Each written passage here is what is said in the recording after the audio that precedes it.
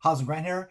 And as many of you probably know, the Vivo X200 Pro was recently released with some pretty ultra specs. So much so that it's even rivaling what is supposed to be Vivo's best phone out right now, the X100 Ultra, which was released earlier this year. And although the X200 Pro doesn't have the same large 1-inch type sensor as the X100 Ultra, it does have a rather large custom Sony sensor at 1/1.28 inches. And Vivo is claiming that it should have the same camera performance as the X100 Ultra and even better video recording capabilities. And probably more importantly, the X200 Pro has the exact same tele-macro sensor as the X100 Ultra, which is the 200 megapixel Samsung HP9. And more than just megapixels, it's a very large sensor for a telephoto lens. I think it's the largest on any smartphone right now at 1/1.4 inches, which is actually larger than other phones' main cameras. And so I think photographers and photo enthusiasts are going to like taking higher quality candid and portrait shots, especially in lower light. But even if you're a person who is not a photographer and you typically don't care about telephoto lenses, I think you'll appreciate taking higher quality images of friends and families and more candid shots of them because you can take them from more of a distance versus having to go up close and get a high quality photo where they might pose for the picture. But other than the camera differences, although the X200 Pro has a different system on a chip than the X100 Ultra, which is the Mediatek Dimensity 9400, with the X100 Ultra having the Snapdragon 8 Gen 3. They both share the same imaging chip, which is key, which is Vivo is now branding that as their Blue Image chip. So they've always had a V chip for imaging. So this year, I believe it's the Blue Image V3 Plus chipset, which is a mouthful. But either way, it is the chipset that handles all the image processing on both these phones. So even though they have slightly different main sensors, different system on a chip, same imaging processor, same tele-macro sensor. So take a look at all the photos and videos. Let me know if you notice any differences, which one you think is better, and drop me a comment down below. Let me know. So let's go ahead and take a look at all the photos and videos and let me know what you think.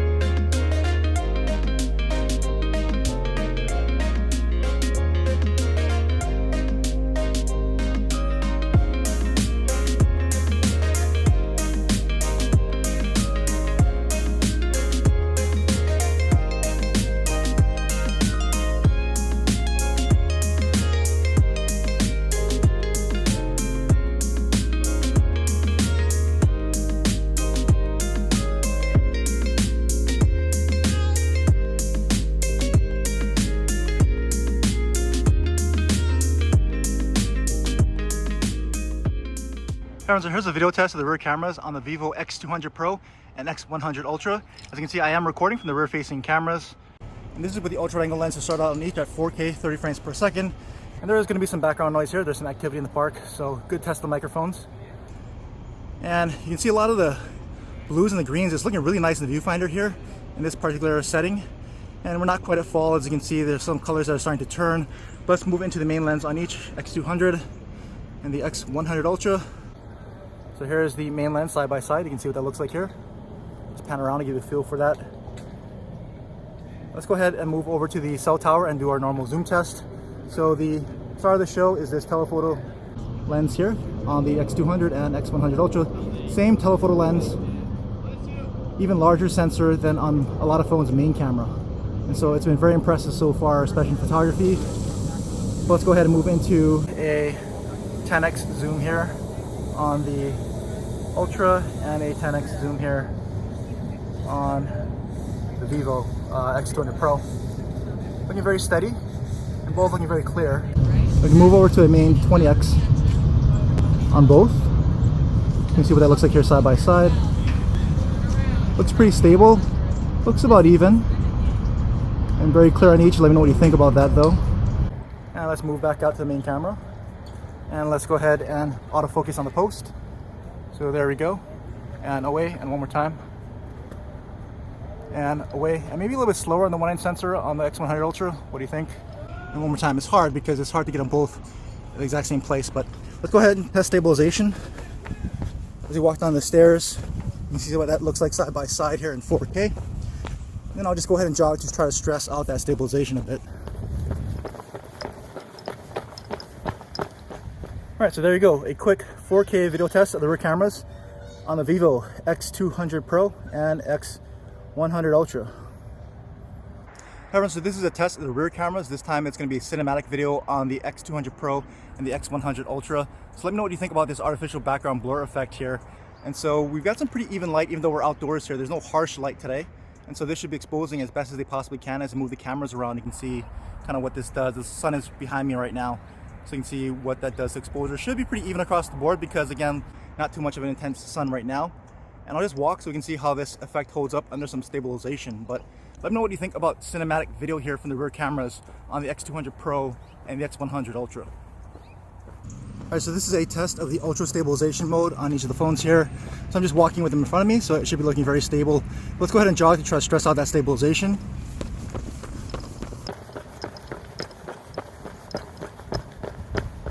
So there you go, a quick test of ultra stabilization mode on the X100 Ultra and the X200 Pro.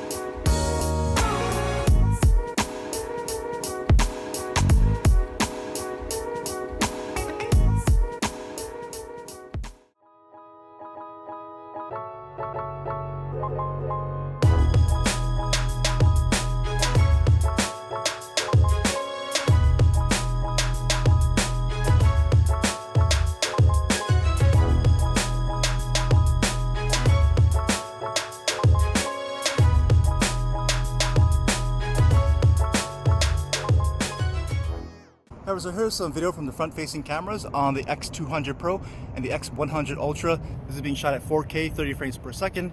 And as you can see, I'm outdoors here. This is actually fall in California, believe it or not. So really bright blues and greens still. And we're not too much into the fall colors. And there's not as intensive a light, so as I pan around, you're not going to see too much of exposure issues here today. So just note that. You can see the sun coming down in front of me, which is why you see the shade from my cap here. But we'll just turn this way and we'll just start walking to that stabilization. But I want to give you some quick footage here from the front cameras on the X200 Pro and X100 Ultra. Not the strong suit, but do let me know what you think about the footage here. Everyone, so we're back in the same location. This time it's cinematic video on both the X200 Pro and X100 Ultra. And so let me know what you think about this. What's nice about these phones is that they actually have different kind of styles for your portrait. This is just going to be the normal natural mode. So just note that. And I'll just pan around here. They're both at f/2.8 aperture. So let me know what you think about the footage here. Again, not too bright of a sun, so you're not going to see too much swings in exposure because of that. Should be pretty evenly exposed and looking as best as they possibly can here in this kind of lighting. But again, I'll just walk so you can see how this effect holds up under some movement here. So let me know what you think about cinematic video here on both the X200 Pro and X100 Ultra.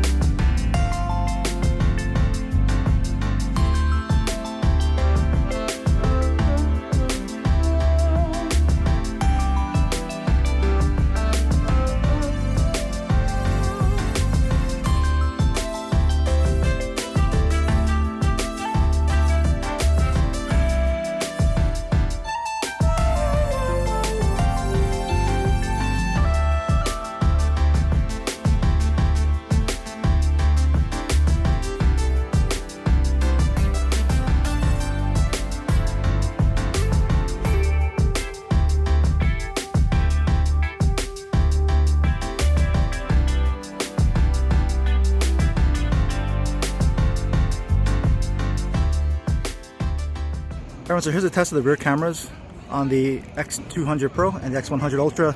This is 4K 30 frames per second footage from the ultra wide angle camera on each. So I'm just going to pan around so you can see side by side how these ultra wide angle cameras compare. Let's move into the main camera here on each. And so this is where may see some difference. The X100 Ultra has that full 1-inch sensor, and the X200 Pro has that slightly smaller sensor, but Vivo is claiming it should still be of good quality or almost equal quality. So let me know if you can see a difference here, especially in low light of these main cameras. Let's go ahead and move into the telephoto, because that's the big deal here. Same telephoto lens on each. Very large sensors for a telephoto lens, pretty much just about the same size or larger than a lot of main sensors. So we'll pan around here with the telephotos, give you a feel for what that looks like. It has some nice warmer and cooler light here, so pretty good test. All right, let's move back out to the main lens on each. Let's go ahead and walk to test stabilization here. So let me know what you think about the footage here on both the X100 Ultra and the X200 Pro here in some low light. Just want to give you some real world footage. Maybe you want to use these cameras while you're shooting out and about at night. So let me know what you think about the footage here from both of the phones.